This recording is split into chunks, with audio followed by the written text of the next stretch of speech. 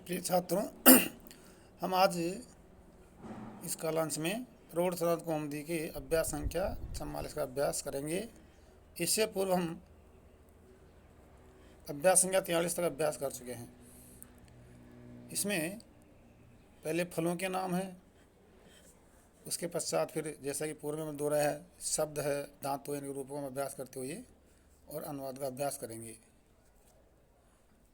इसमें शब्दकोश में है जैसे आर्द्रालु, इसका अर्थ आडू, सीताफलम शरीफा, पुनागम फालसा, आम्रातकम आंवला, अमावट, आम्रचूर्णम अमचूर, कर्कटिका ककड़ी, मधुकर्कटिका चकोतरा, खरबूजम खरबूजा, कालिंदम यानी तरबूज, कर्मरक्षकम कमरख, खरजूरम खजूर, लकुचम बड़हल, श्रृंगाटकम सिंघाड़ा, आजकल सिंघाड़ा चल भी रहा काफ़ी, निर्बीजम बिदाना अंगूर या बिदाना अनार, शुष्क फलम यानी मेवा जिसको हम अंग्रेजी में ड्राई फ्रूट कहते हैं, वातादम यानी बादाम, अखरोटम अखरोट, अंकोलम पिस्ता, काजवकम काजू, शुष्क द्राक्षा किशमिश, मधुरिका मुनक्का, सुदाहरम छुहारा, मखानम मखाना, प्रियालम चिरौंजी, पौष्टिकम पौस्ता। इस प्रकार से इसमें मतलब रसीले फल एवं शुष्क फल दोनों प्रकार के फलों के और मतलब संस्कृत में नाम दिए, उनका हिंदी में हमने अभ्यास किया। आगे हैं इसमें 9 शब्द के और वाच्य शब्द के रूप दोहराएंगे तथा आप धातु और सक धातु के और रूप दोहराते हुए लेप एवं नमूल प्रत्यय का अभ्यास करेंगे। पहले 9 शब्द जिसका अर्थ नाव होता है, इसके रूप का हम अभ्यास करेंगे। नौहु नावौ नावः इति प्रथमा, नावम नावौ नावः इति द्वितीया, नावा नौभ्यां नौभिः तृतीया, नावे नौभ्यां नौभ्यः चतुर्थी, नावः नौभ्यां नौभ्यः पंचमी, नावः नावोः नावां षष्ठी, नावी नावोः नवसु सप्तमी, हे नवहो हे नावो हे नावः इति संबोधन। अगला शब्द वाच जिसका अर्थ वाणी होता है, इसके रूप इस प्रकार चलते हैं।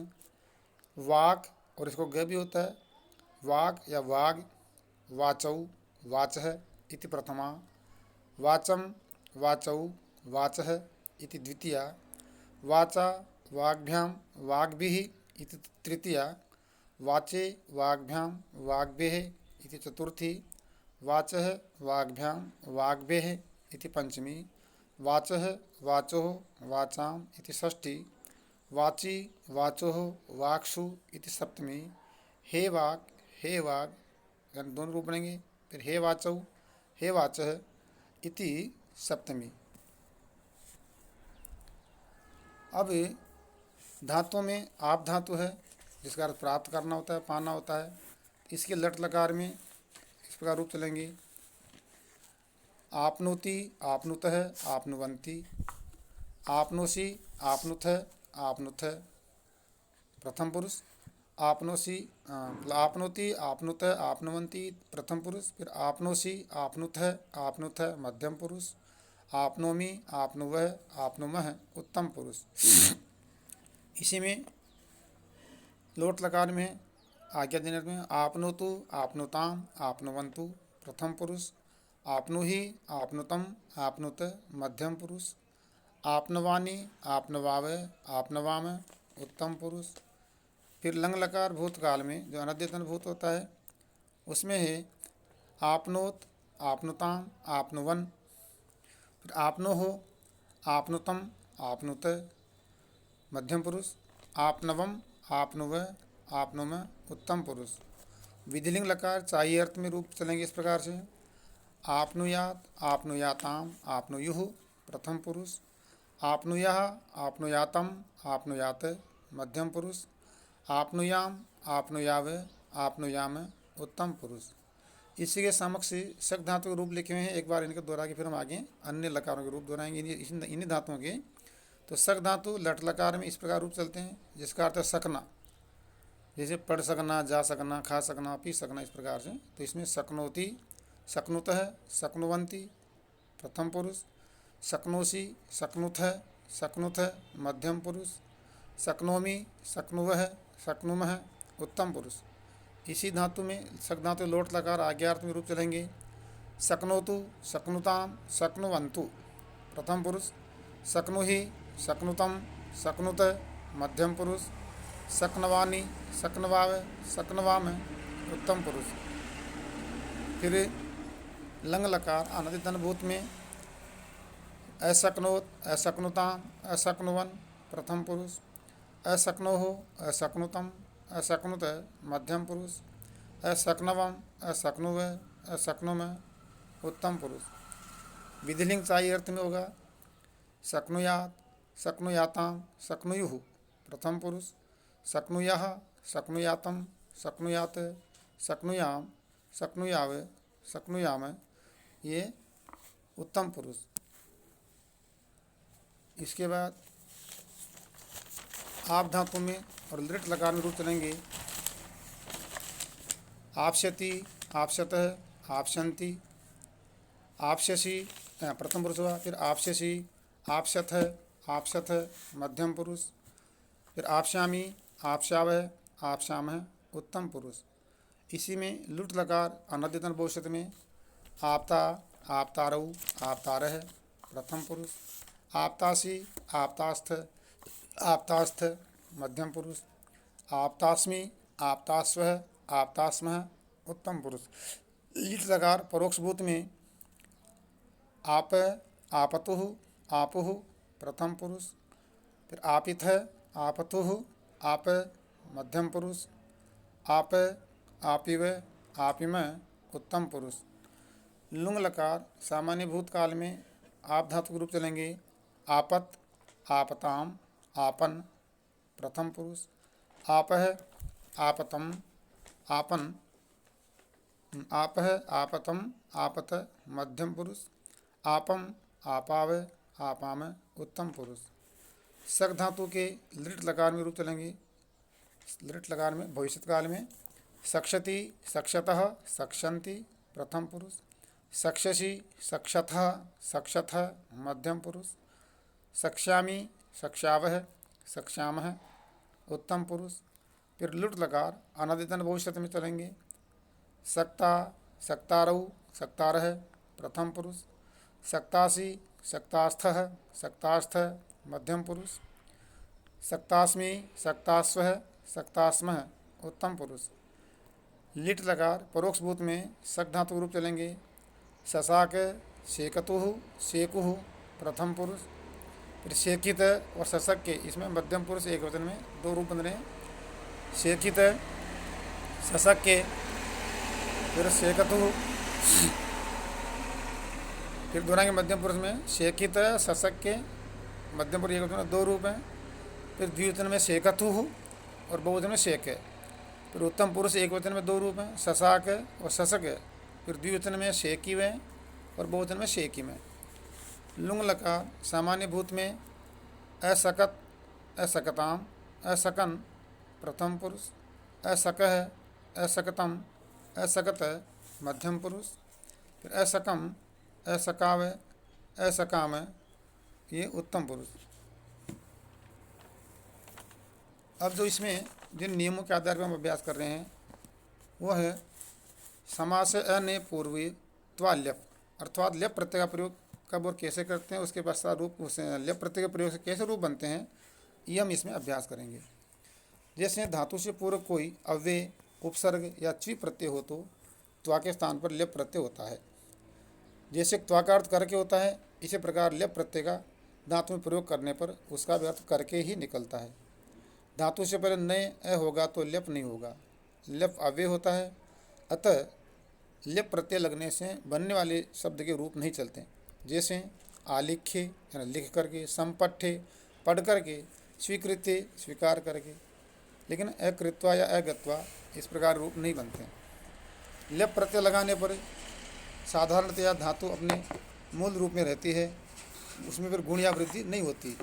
जैसे लिख धातु में वी उपसर्ग लगाने पर विलिख्य, इसी प्रकार आनीय विहस्य लिप होने पर धातु को कोई भी आदेश आदि नहीं होगा, जैसे प्रदाये, विधाये, प्रखन्ने, प्रस्थाये, प्रक्रम्ये, आपृच्छे, प्रदिव्ये, प्रपठ्ये।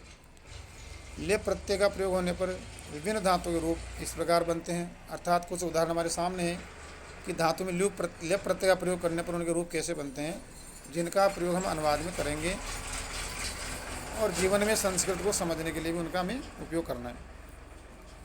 जैसे प्रदाये, प्रधाये, प्रगाये, प्रपाये, विहाये, आगम्ये, आगत्ये या तुक्का आगम हो रहा है, प्रणम्ये, प्रणत्ते, आहत्ते, वितत्ते, अनुमत्ते, अधीत्ते, विजित्ते, संस्रुत्ते, प्रहृत्ते, प्रकृत्ते, उत्तीर्ये, विकीर्ये, प्रपूर्ये, प्रोच्ये, अनुद्ये, वश।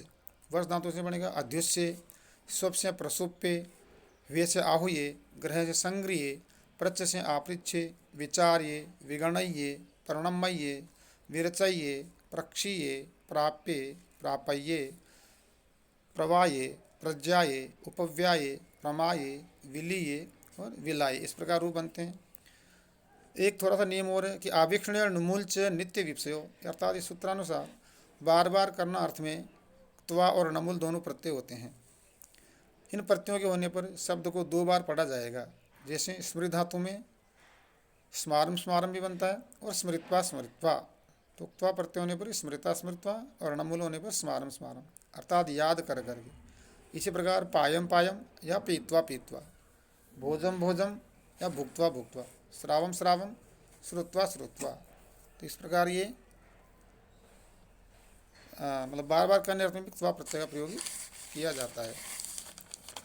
अब है अन्यथा एवं आदि के साथ णमुल होगा, अन्यथा कारम एवं कारम कथम कारम ब्रूते। ये कुछ इसके नियम थे। इसके पश्चात हम अब अनुवाद के लिए वाक्यों का अभ्यास करते हैं।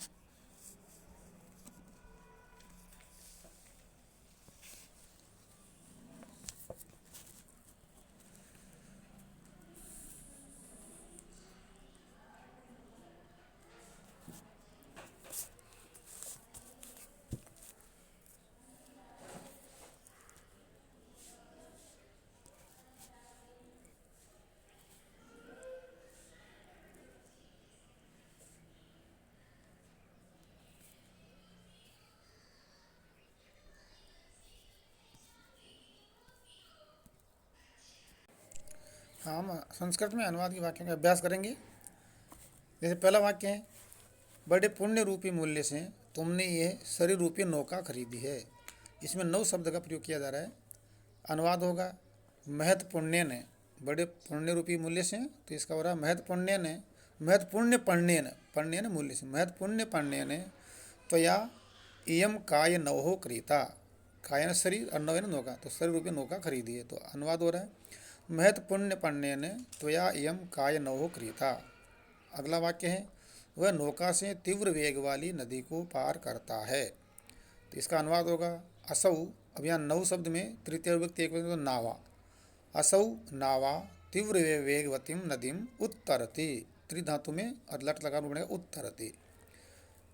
तो वाक्य हुआ असौ नावा तीव्र वेगवतीम नदीम उत्तरति। तीसरा वाक्य, चित्त वाणी और क्रिया में सज्जनों की एक रूपता होती है। तो यहाँ वाच शब्द का भी प्रयोग किया गया है। तो अनुवाद होगा चित्ते वाची क्रियायाम च सज्जना नाम एक रूपता भवति। चित्त में, वाणी में और क्रिया में, तीनों में सप्तमी विभक्ति है। तो चित्ते वाची, वाच शब्द वाची और क्रियायाम च सज्जना नाम एक रूपता भवति। चौथा वाक्य, वाणी उसके पीछे अधीनस्थ के तुल्य चलती है। तो यह वाणी के लिए ऐसा वाग। तो इसका वाक्य बन रहा है तम वाग वश्यवानुवर्तते, यानी वश्य भूत की बात उसका अनुवर्तन करती है। तो छोटा सा वाक्य बन रहा है तम वाग वश्यवानुवर्तते। पांचवा वाक्य, लौकिक सज्जनों की वाणी अर्थ के पीछे चलती है, किंतु आदिकालीन ऋषियों की वाणी के पीछे अर्थ चलता है। तो अनुवाद होगा लौकिक सज्जना नाम अर्थम वागम अनुवर्तते, यानी वाणी अर्थ के पीछे चलती है, अर्थात जैसे पैसा उस प्रकार उनकी बातें घूम जाती है, लेकिन ऋषियों की जो वाणी होती थी उसके पीछे अर्थ चलता था। तो लौकिक सज्जनानाम अर्थम वागम अनुवर्तते, ऋषिणाम पुनराद्यानाम वाचम अर्थो अनुधावति।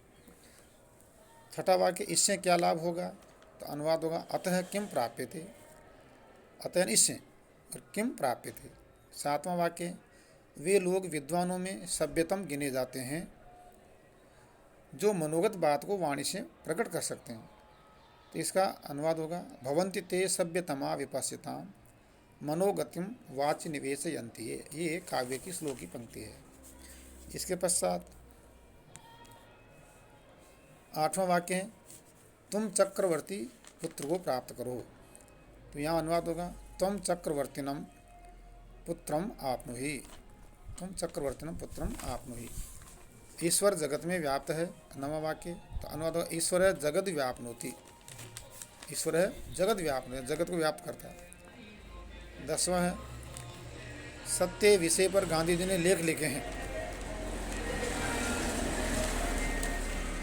सत्य विषय पर गांधी जी ने लेख लिखे हैं। अनुवाद होगा सत्यम अधिकृत्य, यानी सत्य को अधिकृत, सत्यम अधिकृत्य गांधी ही लेखान अलेखित, इसमें लिख धातु का और भूतकाल का प्रयोग किया गया अलेखित।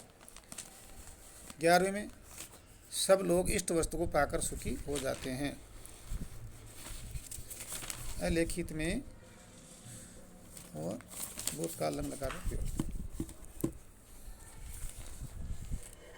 सब लोग इष्ट वस्तु को पाकर सुखी हो जाते हैं। तो अनुवाद होगा सर्वे प्रार्थितम अर्थम अधिगम्य सुखिनः भवन्ति। 12वां है उसने लंबी सांस लेकर और पृथ्वी पर घुटने टेक कर अपनी करुण कथा कही। तो अनुवाद होगा स दीर्घम निश्वस्य जानुभ्याम अवनौ पतित्वा, अवनी से अवनौ सप्तमी बना हुआ, और निज करुण कथाम अकथयत। 13वां वाक्य है पापियों का नाम भी न लो उससे अमंगल होगा। तो इसमें सीधा अनुवाद है जो कि ग्रंथकार ने लिखा है कथा भी खलु पापानाम अलम आश्रय से यतः, यानी उनकी पाप चर्चा करना भी और अकल्याण के लिए होती है। उन्होंने लड़ाई के लिए कमर कस ली। तो इसका होगा युद्धाय बद्ध परिकरास्ते, यानी वो युद्ध के लिए और कटिबद्ध हैं। इस प्रकार हमारा ये 44वां अभ्यास हुआ। इसके बाद हम फिर आगे अगले अभ्यास का और अभ्यास करेंगे।